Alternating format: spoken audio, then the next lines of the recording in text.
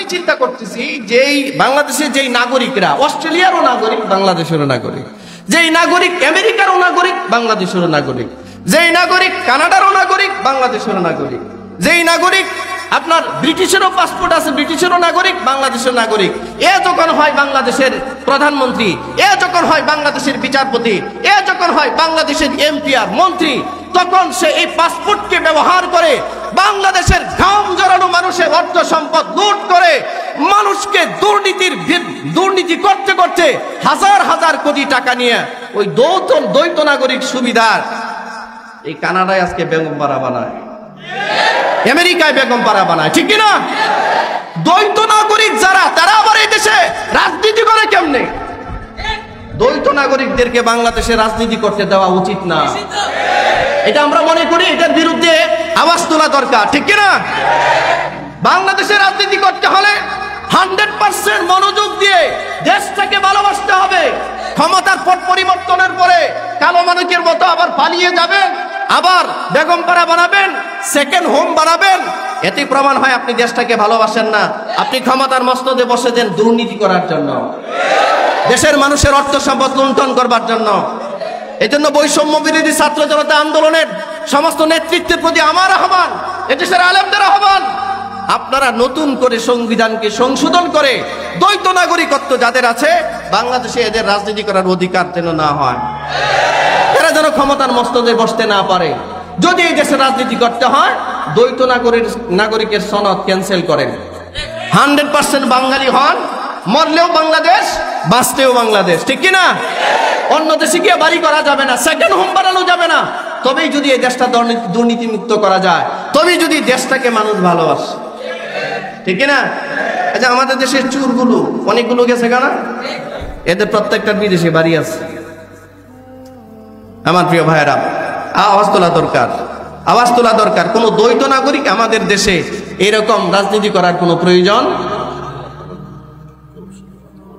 হ্যাঁ বসে, রাজনীতি করার কোনো সুযোগ নাই, এটা আমাদের দাবি। শোনেন, দুই নৌকায় পা দিলে কিন্তু এটা ছিঁড়ে মরার সম্ভাবনা, ঠিক না? নৌকা যদি দুইটা হয়, তাহলে নৌকা যদি দুই দিকে যাওয়া শুরু করে তখন কি হয়? বলবে না? আমি বুঝলাম না, আমরা আসলে দেশের এত বোকা মানুষ, আমাদেরকে এরা যেমনি বলে এমনি। এদেশের ওই সমস্ত মানুষের রাজনীতি করা দরকার যাদের অর্থ সম্পদ, বাড়ি ঘর, আত্মীয় স্বজন সব দেশে, সব মরলে এখানে, বাঁচলে এখানে, ঠিক না? আওয়াজ তোলা দরকার। আল্লাহ বুঝার তৌফিক দান করেন। দ্বৈত নাগরিকের এদের প্রত্যেকের রাজনৈতিক অধিকার কেড়ে নেওয়া দরকার। এরা এই দেশে রাজনীতি করতে পারে না। কি বলেন আপনারা? রাজনীতি করবে তারা যারা দেশেই আছে, দেশেই থাকবে, দেশের মানুষ নিয়ে ভাবে, দেশের উন্নয়ন নিয়ে ভাবে, ঠিক না? আল্লাহ বোঝার তৌফিক দান করুন। এই যে আমাদের মানিক চাচা চলে গেছিল, পার পেয়ে গেছিল, কিন্তু কলা পাতায় শুয়েছিল। তারা জিজ্ঞাসা করছে, আর তার বক্তব্য দেখছেন, আমি ইন্ডিয়া আসছি এবার বাংলাদেশে ফেরত যাওয়ার জন্য নাকি? মানে বাংলাদেশে ফেরত আসবে না। ডলার বাংলাদেশি 60 থেকে 70 লক্ষ টাকা। আচ্ছা, যারা তারে পার করছে হেরা তো তার মতোই আরো 1 ডিগ্রি বেশি। যখন দেখছে মানিক চাচার মুখে এখন দাঁড়িয়ে আছে, টুপিও আছে, পাঞ্জাবিও আছে, এই সুযোগে একটা মাইর দেওয়া যায়। মানিককে ইচ্ছা মতো দিছে, ঠিক না? মানিককে পিটিয়ে 60-70 লাখ টাকা, তার ডলার, তার পাসপোর্ট সব নিয়ে গেছে। আবার বাংলাদেশে ফুল পুশব্যাক করছে যে তোর মতো অপদার্থ কি ইন্ডিয়াতে রাখবো না, যা। আচ্ছা, লাঞ্ছনা কাকে বলে বলুন তো? অপমান আর কাকে বলে? কোথায় গেল মানিকের সেই পাওয়ার? হালাকা আন্নি সুলতানিয়া, সব পাওয়ার ধূলিসাৎ হয়ে যাবে একদিন। তোমার সব পাওয়ার, সব ক্ষমতা ধূলিসাৎ হয়ে যাবে। এই মানিকের কাছ থেকে বাংলাদেশের বিচারালয়ের সমস্ত জাস্টিসদের শিক্ষা নেওয়া উচিত। মানিকের ভূমিকায় অবতীর্ণ হয়েন না, মানিকের মতো হয়েন না। মানিক আপনাদের মান সম্মান নষ্ট করেছে, ঠিক কিনা? জোরে বলেন। সমস্ত বিচারপতিদের মান সম্মান নষ্ট করেছে এই মানিক। মানিকের বিরুদ্ধে আপনাদের অবস্থান নেওয়া দরকার। আমাদের বাংলাদেশে যত বিচারপতি আছে সব বিচারপতিদের মান সম্মান কিন্তু ধূলিসাৎ করে দিচ্ছে। ধূলিসাৎ করছে না? সারা দুনিয়ার বিচারপতিদের মান সম্মান ধূলিসাৎ করে দিছে। একটা এক্স জাস্টিস সাবেক একজন বিচারপতি এইভাবে অপদস্থ হতে পারে, পৃথিবীর ইতিহাসের দ্বিতীয় কোনো উদাহরণ আপনি পাবেন না। আল্লাহ এই মানিককেও ধরছেন, আরো যত মানিক আছে আস্তে আস্তে ধরবে। মনে রাখবেন, আমি এর আগেও বলেছি, আমরা কোনো নির্দিষ্ট রাজনৈতিক দলের বিরুদ্ধে না, নির্দিষ্ট ব্যক্তির বিরুদ্ধেও না। যারা অন্যায় কাজ করবে, যারা জুলুম করবে, অন্যায় করবে, অত্যাচার করবে মানুষের উপর, এটা যদি আমার বাপও হয়, আমার বক্তব্য তার বিরুদ্ধেই যাবে। এটা যদি আমার কেউ হয়, আপন কেউ হয়, আমার বক্তব্য তার বিরুদ্ধেই যাবে। 16.5 বছর যাবত এই জনতার উপরে যে অত্যাচার করেছে, আমরা যেমন তার তীব্র নিন্দা জানাচ্ছি, ঘৃণা জানাচ্ছি।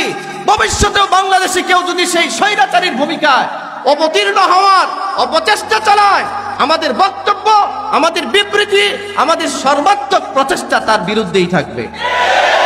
আমরা তাকেও সাপোর্ট করব না, ঠিক না? তাকেও সাপোর্ট করব না। আল্লাহ বোঝার তৌফিক দান করুন।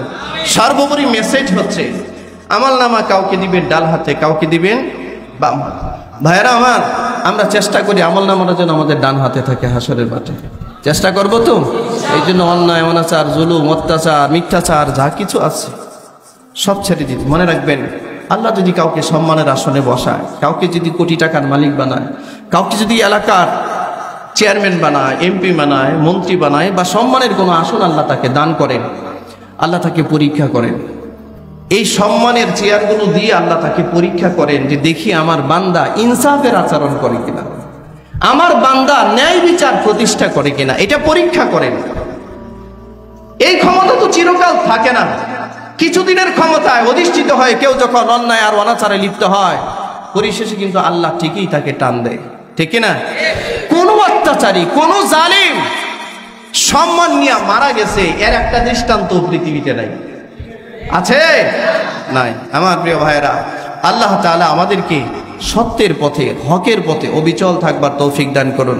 আমাদের নতুন এই স্বাধীন বাংলাদেশে সামনেও আমাদের দেশে যে সমস্ত শাসকরা আসবে, তাদের ক্ষেত্রে আমাদের চিন্তা রাখা দরকার, যাদেরকে দিয়ে দেশের উন্নতি হবে, জনগণের উন্নতি হবে, ইসলামের উন্নতি হবে। যারা অন্যায় করবে না, এই সমস্ত মানুষকে আমাদের নির্বাচিত করার দরকার, ঠিক কিনা? আর অন্যায় যেই করে তার বিরুদ্ধে অ্যাকশনে যাইতে হবে। মনে থাকবে, মুখ খুলতে হবে, মুখ খুলতে হবে তার বিরুদ্ধে। কি পরিশেষটা কি? সে আমাকে গ্রেফতার করবে, হত্যা করবে, মামলা দিবে, এটাই তো। এটা তো দিছেই অতীতে। মিথ্যা মামলা কারোর প্রতি দেওয়া, অত্যাচার করা, এগুলো দেখতেছেন কে? আল্লাহ। এই উম্মতকে সৃষ্টি করা হয়েছে কুনতুম খায়রা উম্মাতিন উখরিজাত লিন-নাস তা'মুরুনা বিল মা'রুফ ওয়া তানহাউনা আনিল মুনকার। এই আমাদেরকে সৃষ্টি করেছেন আল্লাহ এই কাজে, যে আমরা সৎ কাজের আদেশ দিব, অসৎ কাজ থেকে মানবজাতিকে বিরত রাখবো, ঠিক কি না? আল্লাহ এই ক্ষেত্রে আমাদেরকে সাহায্য করুন। এক হয়ে নতুন করে আল্লাহ আমাদের দেশ গড়ার কাজে আত্মনিয়োগ করার তৌফিক দান করুন, বলুন আমিন। সম্মানিত ভাইরা, আমাদের এখানে আমাদের এলাকার অত্যন্ত সম্মানিত একজন ব্যক্তিত্ব, আপনারা চিনেন ওনাকে, জনাব আব্দুল গফুর সাহেব। উনি আসছেন, ওদের এখানে আজকে নামাজ পড়ছেন। আমাদের চেয়ারম্যান সাহেব আছেন, জনাব আলহাজ ইশরাকুল হোসেন সাহেব। আমি তো গত জুমায় বা এর আগে জুমা বলেছি যে আল্লাহর বান্দার এই পুরা প্রতিষ্ঠানটা আল্লাহর রাস্তায় দিয়ে উনি যে কুরবানি পেশ করেছেন আল্লাহর জন্য, এটা প্রশংসার দাবি রাখে, ঠিক কিনা? আল্লাহ ওনাকে নেক হায়াত দান করে, বলো না আমিন, এবং সত্যের পক্ষে থাকার তৌফিক দেন।